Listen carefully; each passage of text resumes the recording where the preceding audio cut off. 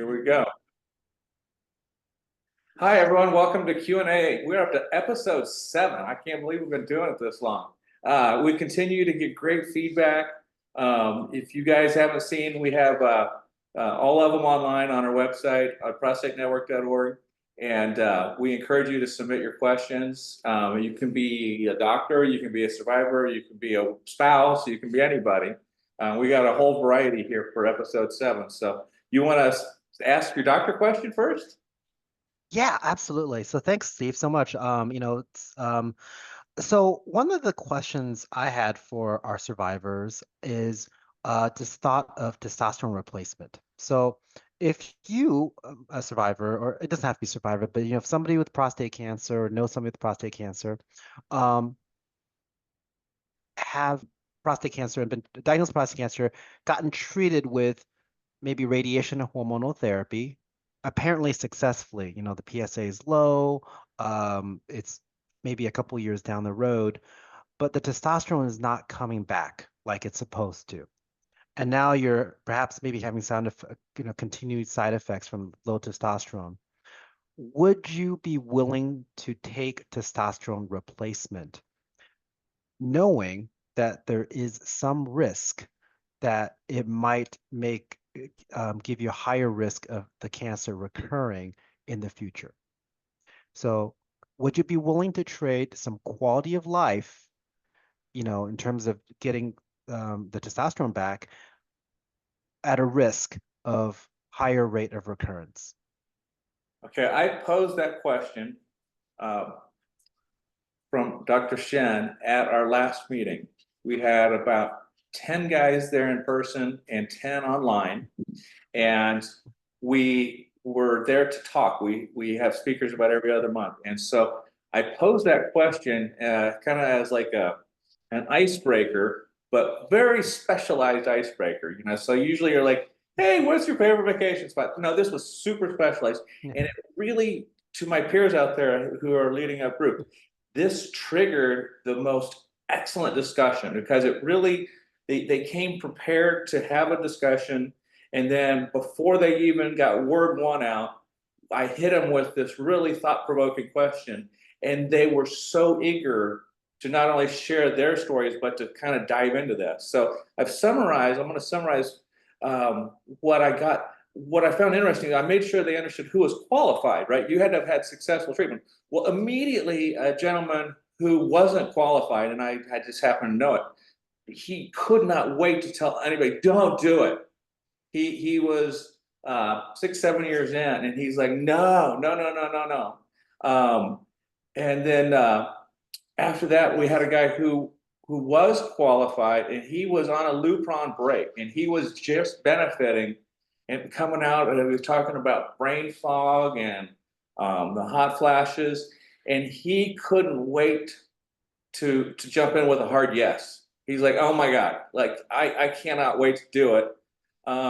We had another qualified gentleman who was like, kind of depends. And he was saying it not because of the risk for himself, but for his spouse. He felt like he was super happily married, and he felt like taking that risk was like unfair to his spouse. But he was like, if I was single, I would totally do this. Like I would take the risk. And Yeah. so I just thought that was a really interesting one. And we got some more maybes, and then the idea of who had been asked about it, and we went back and circled back. 1 out of the 20 had ever been offered it, so it was such a it was a new concept to Mhm. 19 out of 20 of them, and I think that a lot of them would welcome it, and I'm glad we got this out there for people. They'll start thinking about it because Yeah. the side effects of ADT are so brutal, and if this is something that could really put a dent in that, I think that asked in the right way, a whole bunch of them would say yes, like more than half, I think. Yeah. So, all right, so I got some questions for you.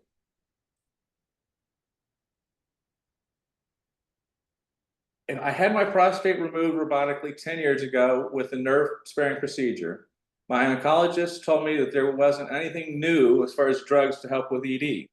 Does anyone know about anything other than Viagra or Cialis that might work? Yeah. Yeah, that's a hard one. Like, so typically your recovery after a surgery, right, is it takes about 2 years to get your erections back. Um, when you had a surgery, right, they have to sort of peel the nerves off the prostate. And so if those nerves aren't firing after 2 years, they're never going to fire. So there's no like I'm not aware of any sort of like stem cell treatments or anything that can rejuvenate those nerves. And certainly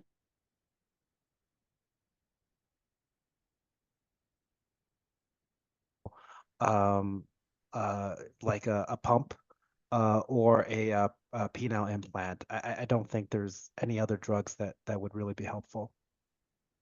Okay, after 2 years, you gotta go on other approaches than the different drugs. I'm dating a guy that was diagnosed at 49 with stage 4. He's had chemo and radiation and now on Nubeca.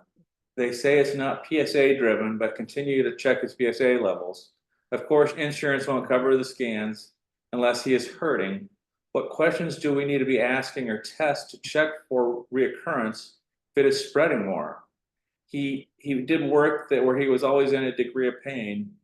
Thank you for any help. I saw your organization on TV this morning. It was awesome. So Well, I think that's a really good question. I would say 90 something percent of prostate cancers make PSA. However, there are a few prostate cancers that don't make any or very minimal amount of PSA. And we run into these patients maybe, infrequently, maybe once a year, a couple times a year. Um, I think you can make a case for getting scans routinely, in these patients. I think insurance um, uh, should cover scan. I think it'd be appropriate to get scans in your case, actually, even if you're not necessarily hurting, to monitor treatment response. Um, and I think that um, the question was this patient actually had metastatic cancer, and so getting scans every so often is actually should be covered for patients with metastatic cancer. So I would maybe go back to your oncologist and just say, hey, let's just try it. Let's just try to run through insurance and see what they say. yeah, I've always encouraged, and I think the guys that have the closest relationship with their doctors and nurses tend to have the least challenges with the insurance companies. You need to be a team to overcome some of the challenges. So everybody out there, find out your doctor's favorite barbecue or whatever you gotta do, man. Just they're doing the hardest, best for you. So see if you can do anything for them because the insurance companies is where you guys got to team up. Um, I thought this was fascinating. Someone submitted a link to a story on artificial intelligence and prostate cancer, saying it's not just one disease now. And Mhm. I just think the whole subject AI is just Yeah. fascinating development. Have you and your colleagues have touched on AI and talk about it or Oh anything? yeah. Such a broad topic, just like you said. And the thing is, when people say AI, they mean so many different things, right? Like, there's like, um, uh, um, uh, so one of my partners, for instance, is looking at using AI to give recommendations, to take like data and, give just to and give it out in layman terms that people can understand. But I think what this question is really driving at is using AI is to find more information based on all this genetic information that we have. So one of the, for instance, right, one of the tests that we order a lot, and I think a lot of people might be have heard of, is called Decipher. It is a test where they look at all the different proteins that your cancer is making and then map it to different pathways. Now, that's not AI, right? But what is AI could be is taking all that information from thousands and tens of thousands of different patients and, you know, a person, right, would you couldn't just go through and parse out this gene does that work, this gene does that work, but you can have an AI algorithm go through and look at all this huge amount of data and look for signatures of different genomic signatures of, okay, if you have these 5 genes which are being expressed in this certain way, that predicts for something. So more and more we are actually doing exactly that, is instead of like thinking of cancer as just this Gleason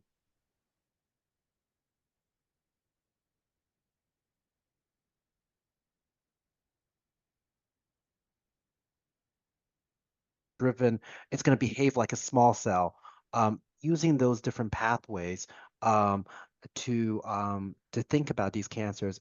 We're not quite there yet in terms of using the AI to choose the right treatment, right? To say, okay, you have this signature, and therefore we're going to do treatment X, and you have this other signature, and therefore we can do treatment Y. We're getting there. It's very, very close to getting there. One of the products that is, and I think this will be interesting for patients who are newly diagnosed. One of the products that is um, uh, somewhat newly on the market is a test called Artera. It's called multimodal AI. It's what it is it takes your what the company does is they take your slide, your pathology slide, that tells you the Gleason, whatever score you have, and then they run a computer algorithm. They scan it, and then they can run a computer algorithm to look for different AI algorithm they developed to look for different elements of that slide, and then gives you a prognostic score. What's interesting about the Artera score is it is actually predictive. So not just prognostic, meaning, all these patients will do better. It's predictive. It predicts which patients will benefit from hormonal therapy and which patients will not. So if you have intermediate risk prostate cancer getting treated with radiation, it can tell you whether you would get any benefit at all of adding hormonal therapy to your radiation treatment for intermediate risk cancer. And I imagine over time, this is going to get expanded more and more into other disease states. So yeah, we're just at the beginning of using AI, but it is it's already, changing the way we practice. And absolutely, this is going to be a huge part of the future. That is so exciting. I am fascinated by that. Being an IT background, there's a law, and it's every 7 years, all of the data in the world doubles. Yeah. So it's not just a little incremental, and it's the whole thing. It's not just the amount of data, but all of the technology. So we are not only going at a fast pace, we're going to be starting to go at even a faster pace. So Yeah. the data to solve this with all the progress is going to be fascinating. I can't wait for it all to get solved. Um, uh, Two more questions. One of the guys is diabetic, and I've heard this one before. They take the messages about diet to heart, and they're Yeah. worried that if they eat too many vegetables, they're going to affect their insulin. I'm not an expert on it, but if there's any tips you have for people that are wanting to clean up their diet, I would appreciate it. Yeah. No, absolutely. I think like especially people getting ADT, and we definitely mess with people's metabolisms and their diabetes control with cancer treatments. Certainly the guys who are getting chemo too, it's all these things we do to people. So I think like for the most part, what we recommend for diet wise is a heart healthy diet. And those heart healthy diets really should not mess too much with the insulin. They should be fairly, compatible with each other. That said, I think one of the advantages, I think most cancer centers will have dietitians available to you. And if you got this sort of very complex situation where you have really brittle diabetes control, and we're asking you to do a diet that's maybe not 100% compatible, we have dietitians to kind of figure out, hey, you can eat these foods, you cannot eat these foods. And I think those folks are actually incredibly helpful for that.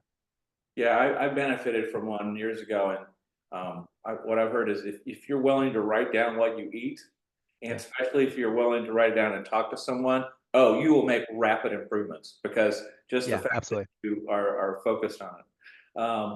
Last question. We had a guy who um, serious ADT side effects, hot flashes, and the brain fog, and he had read that soy was going to help. And he was so desperate, he tried it. He added soy to his diet. He came in swearing up and down that it worked. Is there any possible link that it actually was eating more soy? I think it's possible, like one of the other things that like you can read about, people have read about is like